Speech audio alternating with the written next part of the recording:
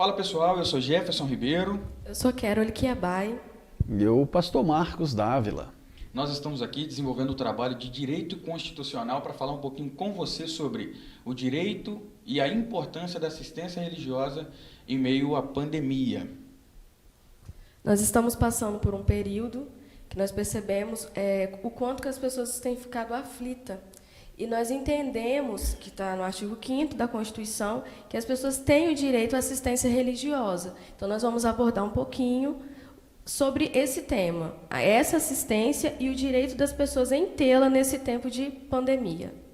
Na verdade, esse caos pré-instalado que nós estamos vivendo, chamado a pandemia da Covid-19, nos traz a pensar em diversos setores da sociedade, onde uns acreditam que a assistência religiosa ela deve ser essencial e outros acreditam que a assistência religiosa não deve ser considerada essencial.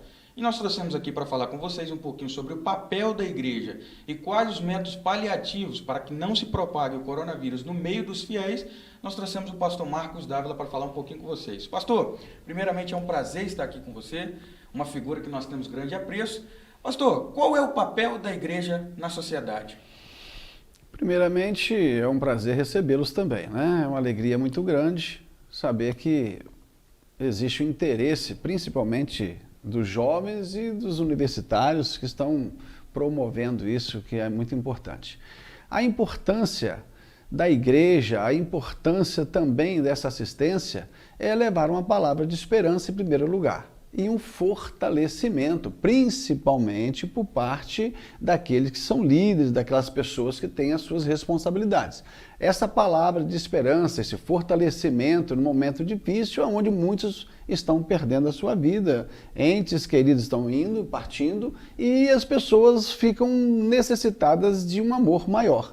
E amar a Deus sobre todas as coisas, ao teu próximo, é função da igreja. Nós temos esse requisito que é um chamado, é um desígnio de Deus para nós. Então, penso eu que essa assistência da igreja, ela parte na fundamentação da palavra e no fortalecimento, no enraizamento da esperança da pessoa. Isso é que é o mais importante na minha visão como pastor. Então, o papel da igreja é também trazer fé e esperança para aqueles que acreditam. Principalmente fé e esperança. Claro que existem órgãos da igreja que está trabalhando, seja em alimentação, seja no evangelismo, seja em qualquer área, né, da igreja, dentro daquilo que compõe uma igreja. Existem pessoas que são evangelistas, outros são que cuidam da igreja, outros cuidam dos idosos. Esse é um trabalho que toda a igreja deve ter, não pode parar. Veja que bacana, então nós identificamos aqui que a igreja não tem só o papel de levar fé e esperança, mas também como assistência social. Principalmente. Porque cuidar dos idosos, cuidar das crianças, cuidar de todos os segmentos da vida, então também é um papel da igreja. Além da assistência religiosa, fé e esperança, também uma assistência social. Não é isso, pastor? A assistência social, ela nas famílias mais humildes, principalmente, muitas famílias que compõem a igreja é um corpo, na qual pessoas que estão bem de situação hoje estão ajudando aqueles que não estão bem de situação.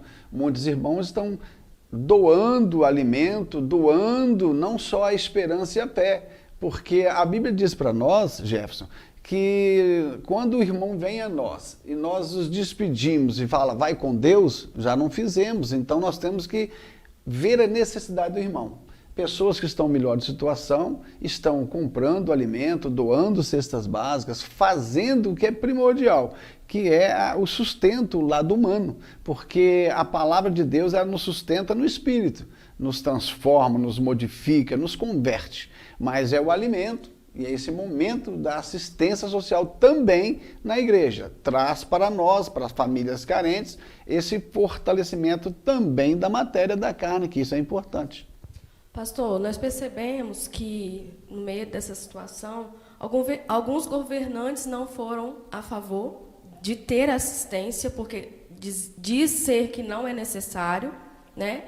E alguns foram contra. E aí nós gostaríamos de saber um pouquinho o que o senhor acha sobre essa situação, porque nós entendemos que existe um desespero em meio à sociedade. E como o senhor relatou, as famílias têm perdido pessoas, têm que ter essa questão que alguns foram contra é por conta de aglomeração. Como que a igreja tem se portado meio a essa situação, a questão da prevenção para que não prossiga essa pandemia, a questão de aglomeração, como que está acontecendo? Muito bem. Você fez uma pergunta sobre a questão na área política. Houve até a questão da votação, né, na Câmara na Assembleia Legislativa, tiveram 14 votos a favor, 12 votos contra, naquela PL 333, se não me engano, de 2020 agora, na qual chegou ao denominador que a igreja realmente ela está determinada e está colocada como um ponto básico para poder trabalhar a sociedade e ajudar a sociedade. A Câmara de Vereadores de Vitória já fez a mesma, acompanhou a Assembleia Legislativa, né, dos deputados estaduais, e Colatina também tivemos na Câmara ontem esse posicionamento que as igrejas elas são essenciais nesse momento de pandemia ou qualquer outra situação contrária. A minha visão é que alguns deputados ficaram contra, eu conversei com alguns deputados por telefone, não fui pessoalmente, inclusive deputado do meu partido. Agora, devido às muitas, como é que eu posso explicar?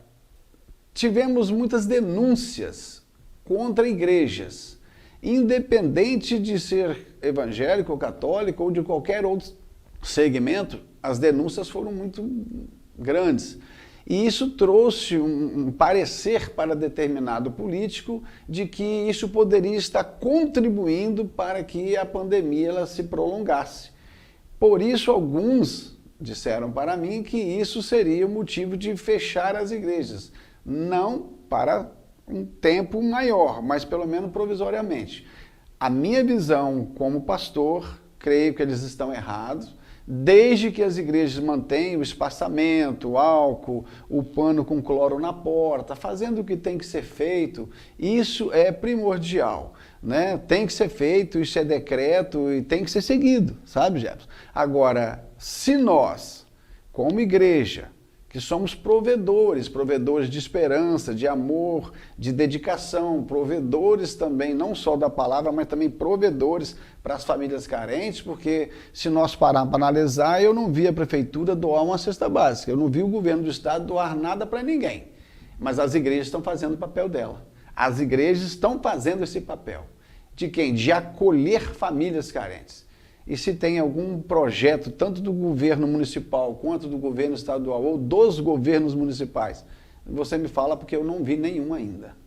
Mas a igreja do Senhor, que somos nós, você faz parte dela, você faz parte, eu faço parte. Agora, nós estamos fazendo a nossa parte. A sociedade não pode ficar sem a igreja. A igreja é primordial para que nós possamos vencer isso aí. Essa então foi a visão do nosso pastor Marcos Dávila, que eu gostaria de agradecer, e fazer algumas perguntas a você que nos assiste agora. Regulamentar é melhor do que proibir? Se a Constituição é a Carta Magna, um decreto pode se sobrepor a ela? Gostaria que você refletisse sobre isso. Então, eu, Jefferson Ribeiro, agradeço a presença por ter nos acompanhado até aqui. Pastor Marcos Dávila, as palavras de considerações finais. As considerações finais é o agradecimento. Para você que está aí do outro lado, entenda. A igreja, ela é fundamental no crescimento da sua vida, da sua família, dos seus filhos. Ela jamais deve ser considerada não apropriada ou não ser merecedora da confiança de vocês. A igreja num todo, ela preserva a sua vida, a sua família. É importante que você entenda isso. Essas são as minhas considerações finais e agradeço podendo estar com vocês aqui. Eu quero que abai também agradeço a presença, pastor, Obrigado. meu amigo Jefferson. Muito obrigado também, né, por fazer parte desse trabalho. E espero que vocês que estão assistindo reflitam sobre os nossos questionamentos e também o posicionamento da igreja quanto à sociedade. Obrigado. Forte abraço. Obrigado, um forte abraço a todos.